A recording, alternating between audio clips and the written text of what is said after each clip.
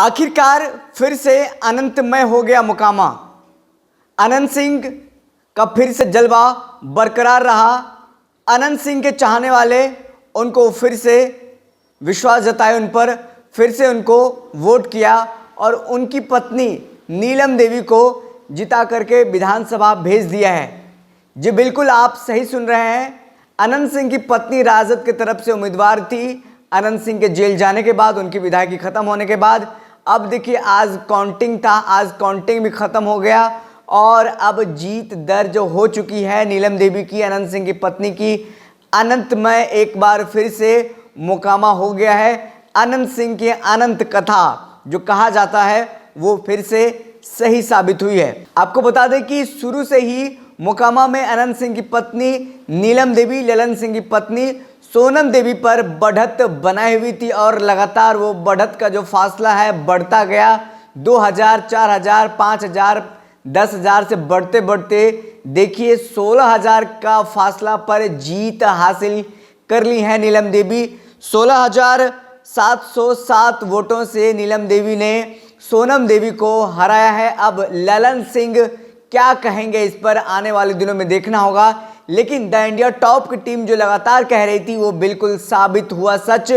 मुकामा अनंतमय है और रहेगा। जिस तरीके से हम वहां पर लोगों से पूछ रहे थे, बातें कर रहे थे, तो हमें यही पता चल रहा था विकास हो ना हो उससे कोई मतलब नहीं है, लेकिन अनंत सिंह मुकामा अनंत सिंह का था और रहेगा, ये तमाम समर्थक कह रहे थे और ये बातें आज सच साबित भी हो गया है। अनंत सिंह की पत्नी नीलम देवी जीत चुकी हैं। बस आधिकारिक ऐलान, आधिकारिक घोषणा होना बाकी है। कुछ देर में घोषणा भी हो जाएगा। और वहीं देखिए जो लगातार ललन सिंह के समर्थक हो या बीजेपी कह रही थी वहां पर हम मजबूती के साथ चुनाव लड़ने के लिए प्रचार प्रसार कर 40 दिग्गज नेताओं को मोकामा में उतार दिया था। हर जाति के समीकरण को साधने के लिए उस जाति के नेता को उतारा गया था। चाहे भूमिहार की बात करें, गिरिराज सिंह हो, विजय सिन्हा हो, तमाम नेताओं को उतारा गया था। चाहे यादव की बात करें, नित्यानंद राय को उतारा गया था, प्रणव यादव को उतारा गया था, नंदकिशोर यादव को उतारा गया था, रामकृपाल यादव को उतारा गया था। राजद के वोटरों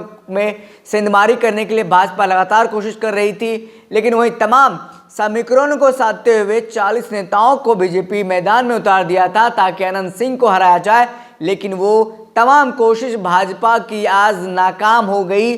जो रिजल्ट आया है वो अनंत सिंह के पक्ष में आया है, तेजस्वी यादव के पक्ष में आया है, महागठबंधन के पक्ष में आया है। एक बार फिर से अनंत सिंह का जादू चला है।